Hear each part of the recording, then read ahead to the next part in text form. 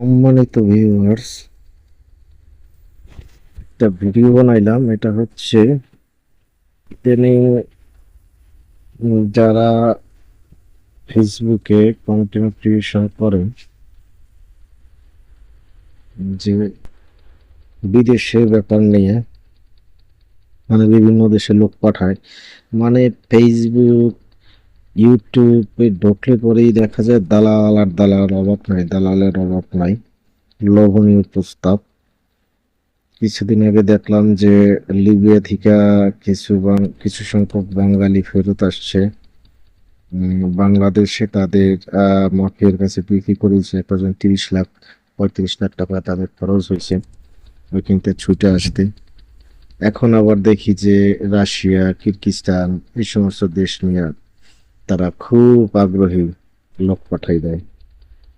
আসলে আমরা প্রবাসে থাকি, আমরা প্রবাসী সম্পর্কে বেশ ভালোভাবেই জানি যে কোন দেশে কি অবস্থা, কোন দেশে কেমন স্যালারি, যাইতে কেমন টাকা লাগে।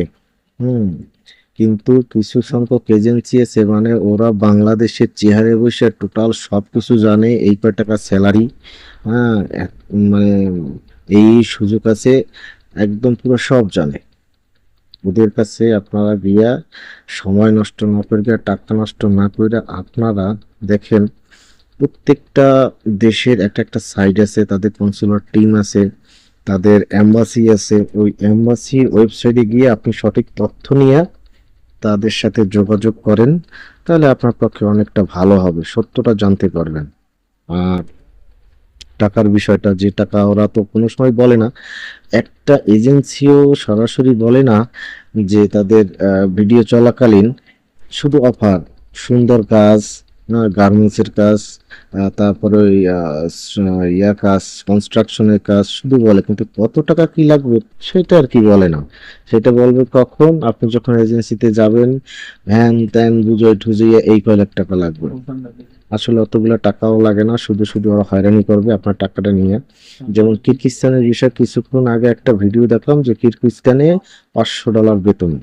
হুম গার্মেন্টসের কাজ, $500 বেতন। হ্যাঁ, গার্মেন্টসের কাজে $500 বেতন আছে, সেটা ঠিক আছে। থাকা খাওয়া সব কোম্পানি, সেটাও ঠিক আছে। ওভার টাইম মিথ্যা কথা, কোনো ওভার টাইম নেই।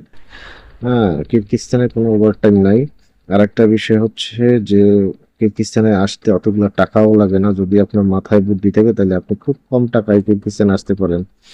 কাজের বিষয়, ওদের সাথে কনসুলেটিং কিরগিজস্তান গভর্নমেন্ট একটা ওয়েবসাইট আছে, ওই ওয়েবসাইটে তাদের সাথে কথা বলে আপনি সব কিছু বিস্তারিত জেনে আসতে পারেন। তা এই সমস্ত হচ্ছে কি, যে ভাই যদি ইউরোপে আপনি আসতে চান, ইউরোপে যদি গেম মারতে চান, অ্যাটলিস্ট গেম যদি মারতে চান, সেক্ষেত্রে সাজেস্ট করবো লিবিয়া। লিবিয়ার কথা না। যারা লিবিয়া লিবিয়া দিয়া ইটালির পথে যাইতে চান, তারা একদম ভুল করবেন। হ্যাঁ, টাকা আছে ভাই, যদি 30 লাখ 35 লাখ টাকা আপনি খরচ করতেই পারেন, বা যেমনে হোক আপনি সেটা মাফিয়ার চক্রে পড়ে যা যা যেভাবেই আপনি টাকাটা খরচ করেন, আপনার তো সেভাবে টাকাটা তো যাচ্ছে, তাই না? আপনি লিবিয়ে দিয়ে যাবেন কেন? সাগর পথে তো রিক্সে যাবেন কেন? আপনি রাশিয়া ঢোকেন, রাশিয়া ঢুকে আপনি ওইখান থেকে ভালোভাবে যান, বা আপনি ইয়েতে ঢোকেন, ওই বেলারুশ ঢোকেন। হ্যাঁ, বেলারুশ ঢুকলে আপনার রাশিয়াও ঢোকা লাগে না, সেই পথে যান। তাহলে আপনি কিসের জন্য ওই সমস্ত বড় একটা মারা খাইয়া আপনি সবকিছু হারাবেন?